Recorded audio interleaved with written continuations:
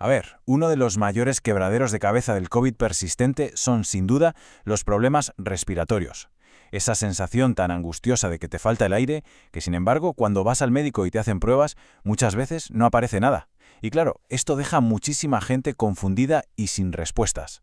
Y aquí está la gran pregunta, la que se hace todo el mundo. ¿Cómo es posible que sienta que me ahogo si las pruebas de los pulmones dicen que todo está normal? Pues bien, ese es justo el misterio que vamos a intentar desentrañar aquí, basándonos en lo que la ciencia está descubriendo. Pero antes de nada, vamos a dejar una cosa clarísima desde el principio. Los síntomas son 100% reales. Lo que pasa es que las causas, muy a menudo, son invisibles para las pruebas que se suelen hacer. Venga, pues, vamos a meternos de lleno en esta investigación. Empezamos por el principio de todo este lío. El misterio de las pruebas que salen bien. Aquí es donde choca de frente lo que siente la persona con los primeros resultados que le dan en la consulta. Y hablamos de síntomas muy claros, ¿eh? La disnea, que es esa sensación de falta de aire, una tos que no se va, opresión en el pecho y sobre todo una intolerancia al esfuerzo que a veces es tan bestia que te impide hacer vida normal. Y sin embargo, y aquí es donde empieza lo extraño, las primeras pruebas que se hacen, como una espirometría o una placa de tórax, la mayoría de las veces no encuentran nada que explique esto. Y esa desconexión, justo ahí, es el punto de partida de nuestro caso. Vamos a ver qué se nos está escapando. Vale, primera pista. Y para encontrarla tenemos que mirar un poquito más a fondo. Porque el problema a lo mejor no es mover el aire para adentro y para afuera, sino cómo pasa el oxígeno desde el pulmón hasta la sangre. Imagina que hay una especie de filtro. Y aquí entra en escena una prueba que es clave, la DLCO. Lo que mide esta prueba, para que nos entendamos, es la calidad de ese filtro de oxígeno. Es decir, cómo de bien pasa el oxígeno de los saquitos de aire del pulmón a la sangre. Mide la eficiencia del intercambio. Y ojo al dato, porque aquí tenemos la prueba del algodón. Un estudio muy importante de 2024 vio que el 40,2% de los pacientes con COVID persistente tenían esta DLCO más baja de lo normal. Esto ya es una prueba física objetiva de que algo ahí no va bien. O sea que el punto crucial aquí es este. El problema no es siempre la mecánica de respirar, sino que hay una avería, por así decirlo, a nivel microscópico, en ese filtro que comunica los pulmones y la sangre. El intercambio de gases está fallando. Venga, vamos a por la segunda pista. Esta nos lleva a una zona que las pruebas normales también suelen ignorar por completo, las vías respiratorias más pequeñas, las más finitas. Fijaos qué curioso. Si se hace un TAC normal mientras se coge aire, la imagen puede salir perfecta. Pero, si se hace un TAC más avanzado pidiendo que se eche todo el aire, la cosa cambia. Ahí puede aparecer algo llamado atrapamiento aéreo. O sea, que el aire no consigue salir del todo. ¿Y este atrapamiento aéreo qué significa? Pues todo apunta a que hay una inflamación en las ramificaciones más pequeñas del pulmón, lo que se llama enfermedad de la pequeña vía aérea. Es como si las ramitas más finas de un árbol se hincharan y no dejaran que el aire fluyera bien hacia afuera.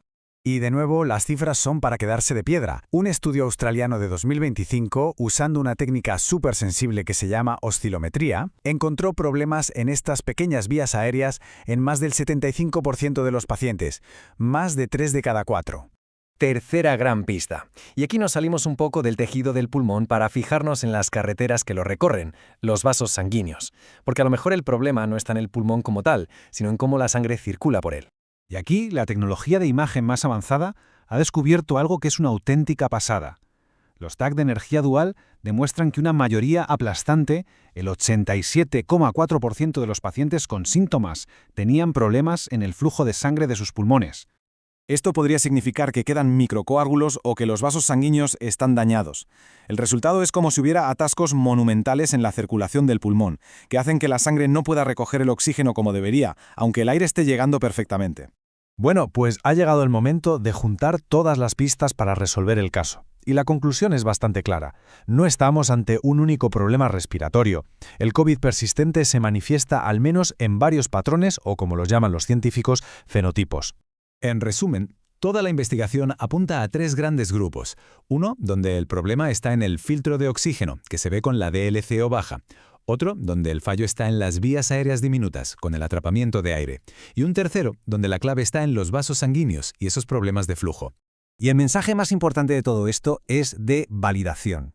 Esa lesión invisible es completamente real. La única diferencia es que, dependiendo de la persona, está en un sitio o en otro, en lugares que son mucho más difíciles de ver con las pruebas de siempre.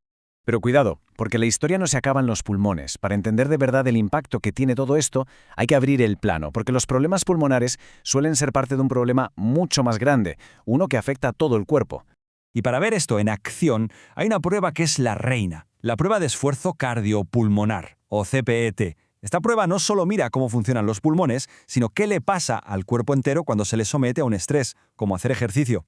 Y lo que se encuentra en estas pruebas es muy revelador. Se ve que baja el consumo máximo de oxígeno, que la respiración es poco eficiente, pero sobre todo, y aquí está la clave de todo, se ve que los músculos del cuerpo no son capaces de extraer bien el oxígeno de la sangre.